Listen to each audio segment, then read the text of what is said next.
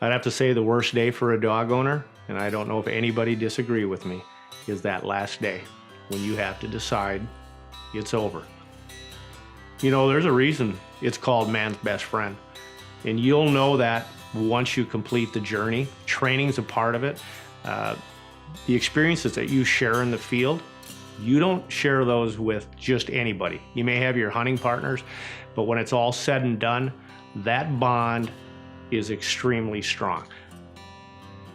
Puppies, they're 7 weeks old. You're not going to put them on a leash and be making them do things. So as soon as they'll take a treat out of your hand, you're going to start working obedience. And the most natural one is come, because they're going to be coming to that treat.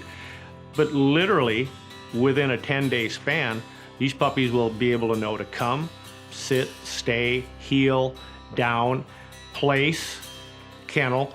And the neat part about this is that you're not demanding them to do something, they're working on their own. So their desire to want to achieve is great. So you're building a foundation. Now later on, we'll work our way from treats onto treat and leash, and then to off-leash obedience.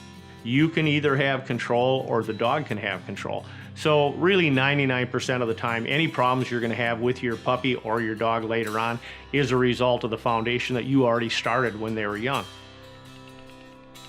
Well, now that we've done some treat training and the dog's complying with the commands, we do need to have the leash. Up to an earlier stage, the dog was complying because he was working for himself for a treat. But you need to be able to manually control your dog for him to understand what to do. So when we give the command, now we start reinforcing a command. What we're going to do is we'll have our training chain and our leash. So all that is when we, let's say, do the sit command, we pull up. And as soon as they sat down, which they already know, then just release. So this is just pressure on and off. Every one of your commands is going to be the same. Pressure when the dog starts complying with the command, pressure comes off.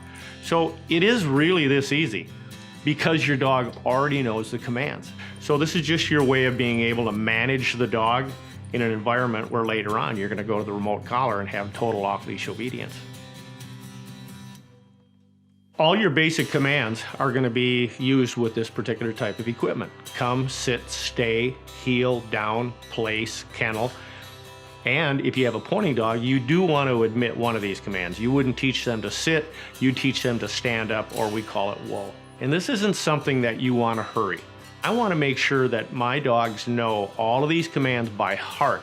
And we'll do it on the leash before I go to the remote collar. The remote collar is not a teaching tool. It can only reinforce what we've taught with the leash.